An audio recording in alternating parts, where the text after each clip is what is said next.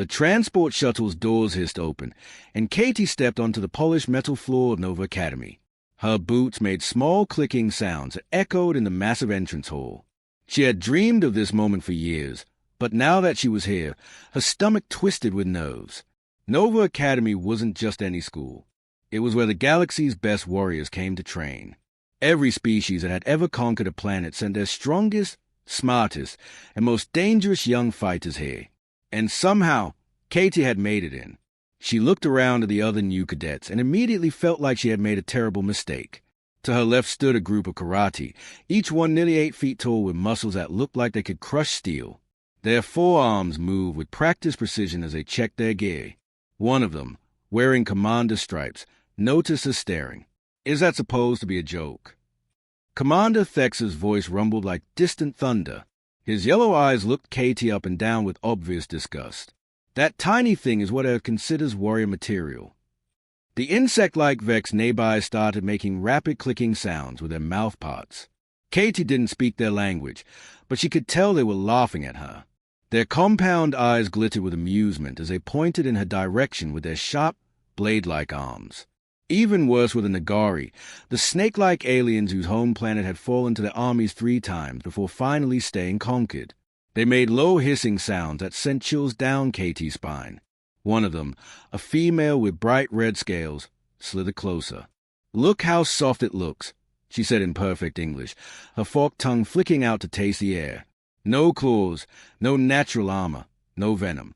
What exactly is it supposed to fight with?" Katie wanted to say something back, but her mouth felt dry. She had trained for this her whole life back on Earth, but suddenly all those hours in the gym and on the shooting range seemed pointless. These aliens had been bred for war. Their ancestors had conquered entire star systems while humans were still figuring out how to make fire.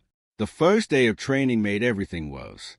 They started with basic combat simulations, fighting against holographic enemies in a virtual battlefield. Katie watched as the other cadets moved through the course like it was child's play. The karate cadets smashed through enemy lines with their bare hands, their forearms allowing them to grab multiple opponents at once. The Vex moved so fast they were almost invisible, their blade arms slicing through targets before the holograms could even react. The Nagari used their flexibility to dodge attacks that should have been impossible to avoid, striking back with lightning speed. Then it was Katie's turn. She stepped into the simulation pod and tried to focus. The virtual battlefield materialized around her, complete with enemy soldiers charging from all directions. She raised her weapon and started firing, but everything seemed to happen too fast. She managed to hit a few targets, but most of her shots went wide. An enemy hologram tackled her to the ground, and the simulation ended with her defeat. When the scores appeared on the main screen, Katie's heart sank. She was dead last, well behind even the worst performer from the other species. The silence in the training room was broken by snickers and whispers. "Maybe the kitchen needs help," said Crix, one of the Vex cadets. His voice had a buzzing quality that made Katie's skin crawl. At least then the human could do something useful. More laughter erupted from the group. Katie felt her face burning with embarrassment as she climbed out of the training pod. Sweat dripped from her forehead, and her hands were shaking slightly from the adrenaline. But she didn't say anything back to them. Instead, she just stood there and looked at each of them with her calm green eyes. She studied their faces, their body language, the way they moved and talked. She memorized which ones laughed the loudest and which ones seemed to be the leaders. Something about her quiet stare made a few of the aliens uncomfortable, though they couldn't say why. There was something in those human eyes that didn't quite fit with the weak performance they had just witnessed. 3 weeks into training, something strange started happening. Katie's test scores were still terrible, but the instructors began writing notes in their files that they didn't share with the other cadets. It started during the endurance trials. These weren't just regular exercise routines. They were designed to push each species to their absolute breaking point. The Academy wanted to see who would quit first when things got really hard. The course was brutal. Cadets had to carry heavy packs up steep mountain trails, crawl through mud pits filled with freezing water, and climb rope walls that seemed to go on forever. Most aliens were built for short bursts of incredible power, so these long, grinding challenges were meant to weed out the weak. Katie watched as the massive karate warriors started breathing heavily after the first hour. Their forearms, so powerful in combat, became a disadvantage when they had to carry their own body weight up endless hills. By the third hour, even the strongest ones were stumbling. The Vex fared even worse. Their insect-like bodies were designed for quick strikes and rapid movement, not marathon endurance. One by one, they began collapsing, their clicking sounds becoming weak and desperate. But Katie just kept going. Her breathing never changed from the steady rhythm she had started with. While aliens twice her size gasped for air, she maintained the same calm pace. Her movement stayed smooth and controlled, like she was taking a casual walk instead of fighting through the most challenging physical test the Academy could create. Instructor Valdez, a retired karate general, made a note on his tablet. In 20 years of running these trials, he had never seen anything like it. The small human wasn't the fastest or strongest, but she simply never got tired. The real turning point came during survival training on Halo 7, a moon that the Academy used to simulate the worst possible conditions. Everything on Halo 7 was designed to kill visitors. The plants were poisonous, the weather was deadly, and the wildlife treated any new arrival as either food or a threat to be eliminated. KT's squad was dropped in the middle of a dark forest with minimal supplies. They had to survive for 3 days while completing various challenges. The first night went well enough, but on the second evening, they had a problem. The fire was burning low, and most of the cadets were trying to get some sleep when Katie heard something moving in the bushes. She sat up slowly and saw pairs of glowing eyes reflecting the firelight. Razor-clawed stalkers, the moon's apex predators, had found their camp. These creatures were nightmares made real. They stood about 4 feet tall but were built like killing machines, with claws that could slice through metal and teeth designed to tear apart anything they caught. A pack of 6 stalkers could take down a full-grown karate warrior in minutes. The other cadets woke up and immediately started panicking. Bricks, a Vex cadet, began clicking frantically and reaching for his weapon. Ruff, a Nagari female, coiled up in a defensive position and started hissing warnings. Even Jake, another human who had arrived a week before, looked ready to run. But Katie did something that confused everyone. She stood up slowly and just stared at the creatures. The stalkers began circling the camp, their glowing eyes never leaving the group. They moved with the fluid grace of born hunters, testing the group's reactions. Katie's expression was completely calm. She watched the stalkers like she was studying them, taking note of how they moved, how they communicated with each other, and what they were really after. There was something in her eyes that made several of her fellow cadets uncomfortable. She looked almost predatory herself. "They are not here to attack," she said quietly to Jake. "They are testing us, trying to figure out which one of us would be easiest to take down if they had to." "How can you possibly know that?" Ruff hissed, her scales turning a darker shade of green with fear. Katie continued watching the stalkers. "Give me 5 minutes. Don't move, don't make any sudden sounds, and definitely don't run. Running triggers their chase instinct." For 5 long minutes, the entire camp held perfectly still while Katie engaged in what could only be described as a staring contest with 6 deadly predators. She never blinked, never looked away, never showed any sign of fear. If anything, she seemed to be communicating something back to them. Gradually, the stalkers stopped circling. They sat back on their haunches and tilted their heads, clearly confused by this small creature that refused to act like prey. After what felt like hours, they simply melted back into the forest, disappearing as quietly as they had arrived. Bricks was the first to break the silence. "How did you know they would leave?" Katie shrugged and sat back down by the fire. "We had similar problems on Earth." The alarm bell screamed through Nova Academy's halls at 3 in the morning. Katie jolted awake in her bunk as red emergency lights bathed everything in an eerie glow. Over the intercom, Admiral Chen's voice crackled with urgency. "All senior cadets to the briefing room immediately. This is not a drill."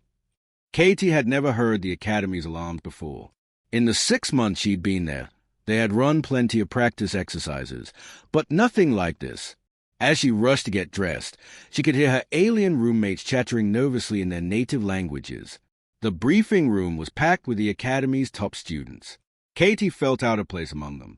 Her grades were still mediocre at best, and she couldn't figure out why she'd been called for what was obviously an elite mission. Admiral Chen stood at the front of the room, his face grim.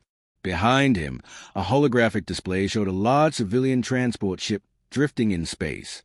The image was grainy and kept cutting out, suggesting it was being transmitted from very far away. 12 hours ago, the merchant vessel Golden Promise was captured by Void Reapers while carrying 300 civilian passengers. The Admiral began. These aren't ordinary pirates. The Void Reapers are the most dangerous criminal organization in known space. They don't just rob ships, they sell entire crews into slavery. The room fell silent. Everyone had heard stories about the Void Reapers, but most thought they were just scary tales used to keep cadets focused during training. The reality that they actually existed, and had just captured hundreds of innocent people, hit the room like a physical blow. Normally, we would wait for a full military response, Admiral Chen continued, but the Golden Promise is carrying children from the Kepler Colony school system. We don't have time to wait for the fleet. You are the closest qualified personnel. KT's stomach dropped. This wasn't a training exercise or controlled simulation. Real people were going to die if they failed, including kids who were probably younger than she was. The mission plan was straightforward on paper but terrifying in reality. They would board the pirate ship, neutralize the Void Reapers, and rescue the civilians. The Academy's best cadets would be divided into 3 teams, each tasked with securing a different section of the ship. Katie found herself assigned to Team Bravo, along with Thane, a massive karate who had never spoken to her before, and Zix, a Vex whose blade arms could cut through solid steel. She was easily the weakest member of the team, and everyone knew it. The transport to the pirate ship felt like the longest hour of Katie's life. She sat in silence while Thane checked his weapons for the 10th time, and Zix made nervous clicking sounds. Through the small window, she could see the Golden Promise growing larger as they approached. It was a beautiful ship, or had been before the pirates got to it. Now its hull was scarred with blast marks, and one of its engine pods was completely destroyed. The plan fell apart the moment they boarded. Team Alpha was supposed to secure the bridge, but the pirates were waiting for them. Katie heard the sounds of battle erupting from 3 different directions at once, followed by the distinctive whine of stun weapons. Within minutes, the communications system was filled with distress calls and then went silent. Katie's team had barely made it 50 feet into the ship when the trap was sprung. Blast doors slammed shut behind and in front of them, and suddenly they were surrounded by a dozen Void Reapers pointing weapons at their heads. The pirates were a mix of different species, all wearing black armor marked with skull symbols. Their leader, a scarred karate with cybernetic implants replacing his left arm, smiled cruelly as he gestured for the cadets to drop their weapons. "Fresh meat," he growled. "The boss will be pleased. Academy cadets will fetch a good price in the slave markets." Thane started to reach for his sidearm, but stopped when 3 pirates aimed directly at his head. Zix's blade arms twitched, but he was clearly outnumbered.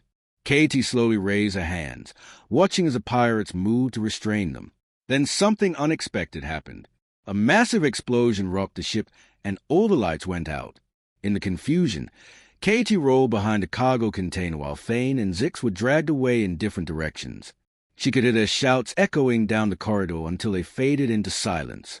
Katie found herself alone in the dark, somewhere deep inside a ship controlled by the galaxy's most dangerous pirates. Her 2 teammates were captured, and for all she knew, the other Academy teams were either dead or prisoners too. She had no backup, no support, and no idea how many enemies she was facing. She pulled out a small emergency light and studied the ship's layout on her tablet. The vessel was huge, with dozens of levels and hundreds of corridors. Finding her teammates and civilian prisoners would be like searching for needles in a haystack, assuming she could avoid getting caught herself. Thane would want to fight their way out, using brute force and superior firepower. Zix would probably suggest hiding until rescue arrived, staying quiet and hoping someone else would save them. Both approaches made sense for their species.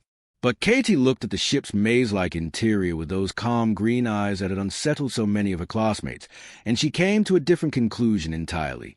"We hunt them instead," she whispered to herself. The odds were terrible. 60 pirates against 1 cadet who had never finished better than last place in combat training. But as Katie switched off her light and started moving through the darkness, something ancient and patient began to wake up inside her. Katie disappeared into the ship's ventilation system, like she had been born for it. While the pirates searched the main corridors with their heavy boots and bright flashlights, she crawled through spaces they didn't even know existed. The maintenance shafts were cramped and uncomfortable, but they gave her something no weapon could provide: invisibility. She had studied the ship's blueprints during the flight over, not for the mission briefing, but out of pure curiosity. While her teammates focused on weapon loadouts and combat strategies, Katie had memorized every service tunnel, every emergency access point, and every backup system the ship possessed. What seemed like boring technical details to everyone else now became her greatest advantage. The pirates had made their first mistake by thinking like warriors. They controlled the main areas of the ship: the bridge, the cargo bays, the crew quarters. But they had completely ignored the hidden network of passages that kept the ship running. Katie could move from one end of the vessel to the other without ever being seen. Her first target wasn't a pirate at all. It was the ship's communication system.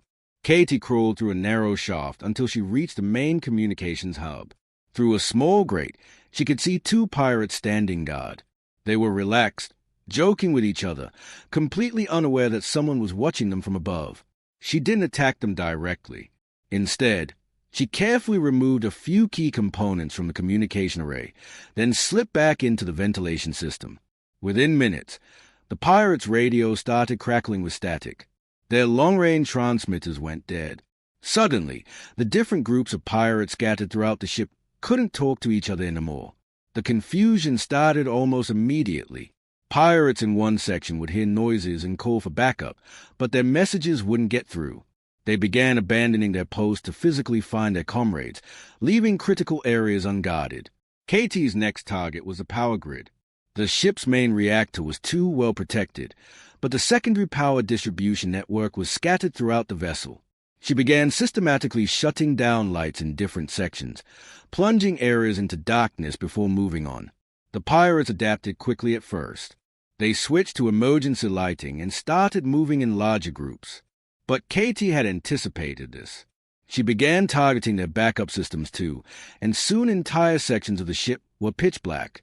This was when Katie's real advantage became clear. Humans had evolved on Earth during a time when being able to see in low light meant the difference between life and death. Her night vision wasn't as good as some alien species, but it was far better than the pirates expected.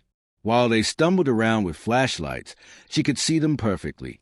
The first pirate disappeared from a patrol near the engine room. His partner found him an hour later, unconscious and tied up with his own equipment straps. There were no signs of a struggle, no indication of how he had been taken down. The second pirate vanished from a guard post near the civilian prisoners. His weapon was found neatly placed beside his unconscious body, but there were no footprints, no evidence of who had been there. Katie wasn't using advanced combat techniques or high-tech weapons. She was using something much more primitive and terrifying. She would wait in the shadows until a pirate was alone, then approach silently from behind. A simple sleeper hold, applied with patience and precision, would render them unconscious without any noise or violence. By the fourth disappearance, the remaining pirates were starting to panic. They began seeing shapes in every shadow, hearing footsteps in every corridor. Some claimed they caught glimpses of a small figure watching them from air vents before it vanished. "It's like being hunted by a ghost," one pirate whispered to his partner as they huddled together in what they thought was a secure room. The psychological warfare was having exactly the effect Katie wanted. The pirates were no longer thinking like predators. They were acting like prey animals, jumping at every sound and abandoning their post to cluster together for safety. Captain Vex, the scarred karate who led the Void Reapers, finally began to understand what was happening to his crew. He had fought in dozens of battles across the galaxy and had never encountered anything like this. His enemies usually came at him with guns blazing or tried to outmuscle his superior forces. But this was different. This wasn't warfare as he understood it. This was hunting. "Check the vents," he ordered his remaining crew. "Whatever's doing this is using the maintenance shafts." But even when they tried to seal off the ventilation system, Katie was always one step ahead. She had already moved to the cargo areas, then to the crew quarters, then to sections of the ship the pirates had forgotten existed. The breaking point came when Captain Vex himself was targeted. He was in his private quarters, surrounded by his best fighters, when the lights went out. In the darkness, they heard a sound like someone moving very quietly across the ceiling. "Spread out," Vex shouted. "Find it." But when the emergency lighting finally kicked in, one of his bodyguards was gone. The others found him stuffed into a supply closet, alive but unconscious, with a small note pinned to his chest that simply read, "Your town." For the first time in his career as a pirate, Captain Vex felt genuine fear. This wasn't a battle he could win with superior firepower or numbers. He was being hunted by something that had turned his own ship into a trap, and he was running out of crew members to send after it. In his final radio transmission before Katie cut the power to his quarters, Captain Vex said something that would later be quoted in military textbooks across the galaxy. Humans aren't prey. They are the thing that made everything else on their world afraid of the dark. The rescue fleet arrived 8 hours after the last communication from the Academy cadets. Admiral Torres had prepared for the worst. In his 30 years of service, he had seen too many missions go wrong, too many young lives lost to the darkness between stars. The Void Reapers were notorious for leaving no witnesses, and the silence from the pirate ship suggested another tragedy. The boarding team moved carefully through the airlock, weapons ready, expecting to find a ship full of bodies. Instead, they found something that defied all explanation. The Golden Promise was completely quiet. Not the quiet of death, but the peaceful silence of a ship at rest. The corridors were dimly lit, and there were no signs of battle damage. No blood on the walls, no blast marks from weapons fire, no evidence of the violent confrontation they had expected to find. What they did find were unconscious pirates. Lots of them. The first Void Reaper was discovered in a storage closet near the engine room, neatly tied up with his own belt and sleeping peacefully. The second was found in the cafeteria, bound with electrical cables and snoring softly. By the time the rescue team had searched 3 decks, they had found 20 pirates, all unconscious but completely unharmed. "This doesn't make sense," muttered Lieutenant Cole as he checked the pulse of another sleeping pirate. "Where's the Academy team? Where's the battle damage? What happened here?" The answer came when they reached the ship's bridge. Sitting in the captain's chair was Katie, calmly reading a tactical manual she had found in the ship's library. She looked up when the rescue team entered, as if she had been expecting them all along. "Oh, good, you're here," she said, closing the book and standing up. "I was running out of reading material." Admiral Torres stared at her in disbelief. Katie's uniform was slightly dirty from crawling through ventilation shafts, but otherwise she looked like she had just finished a routine training exercise. Her hair was still neatly tied back, her expression was calm, and there wasn't a scratch on her. "Cadet!" The Admiral paused, checking his tablet for her name. "Cadet Mitchell, where is the rest of your team?" "Thane and Zix are in the medical bay," Katie replied. "They got stunned during the initial ambush, but they are fine. Dr. Ross from the civilian passengers checked them over. They should be awake soon." The Admiral looked around the bridge, which showed clear signs of having been occupied by pirates just hours before. Personal belongings were scattered on the floor, and there were empty food containers on several consoles. But no pirates. "Where are the Void Reapers?" he asked. "All 60 of them are secured throughout the ship," Katie said matter-of-factly. "I made sure to tie them up properly so they wouldn't hurt themselves when they wake up. Most of them should be conscious again in a few hours." Lieutenant Cole stepped forward, his voice filled with disbelief. "You're telling us that you, by yourself, captured 60 of the most dangerous pirates in the galaxy?" Katie shrugged. "They weren't that dangerous once I separated them from each other. Pack hunters are always weaker when they're alone." Admiral Torres had commanded fleets in major battles. He had seen entire armies brought to their knees by superior strategy and overwhelming force. But he had never seen anything like this. One small human cadet had accomplished what would have taken a full military strike team. "How?" he asked simply. Katie thought for a moment, as if trying to find the right words. "Patience, I guess. Back on Earth, my ancestors used to hunt by chasing animals until they got too tired to run anymore. It didn't matter if the antelope was faster or stronger. Eventually, they would have to stop, and that's when we would catch them." She gestured toward the ship around them. These pirates were the same way. They were stronger and better armed, but they couldn't stay alert forever. I just waited until they made mistakes, then took advantage of those mistakes one by one. The rescue of the civilian passengers had been flawless. Katie had freed them during the night while the pirates were distracted trying to hunt her down. 300 people, including dozens of children, had been safely secured in the cargo bay with food, water, and medical supplies. Word of what happened spread through the galaxy faster than anyone expected. Within days, every major news network was running stories about the human cadet who had single-handedly defeated an entire pirate crew without firing a single shot. Back at Nova Academy, Katie's alien classmates looked at her with completely different eyes. The mockery and jokes had stopped entirely. When she walked through the corridors, conversations would pause as students whispered among themselves. Commander Effects, the same karate who had dismissed humans as weak prey animals, approached Katie in the cafeteria a week after her return. His forearms were spread wide in a gesture of deep respect that his species reserved for honored warriors. "We were wrong about your people, Cadet Mitchell," he said in his rumbling voice. "We thought humans were weak because you lack our physical advantages. We did not understand that you had evolved different strengths." Katie looked up from her meal and smiled quietly. Most people make that mistake. They see what we can't do instead of what we can do. Bricks, the Vex cadet who had once suggested Katie should work in the kitchen, nervously approached their table. His compound eyes shifted nervously as he spoke. "I owe you an apology," he clicked. "And I have a question. How did you know you could defeat so many enemies? Weren't you afraid?" Katie considered the question seriously. "I wasn't trying to defeat them all at once. I was just solving one problem at a time. Take away their communications. Turn off their lights. Isolate them from their pack. Each step was simple by itself." She paused, then added, "As for being afraid, of course I was scared. Fear keeps you alert.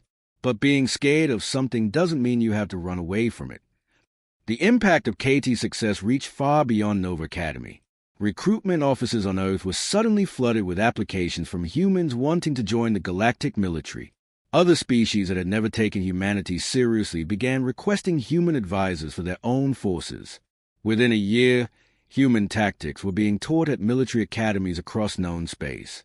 The concept of persistence hunting, psychological warfare, and patient strategy became standard curriculum for officer training programs.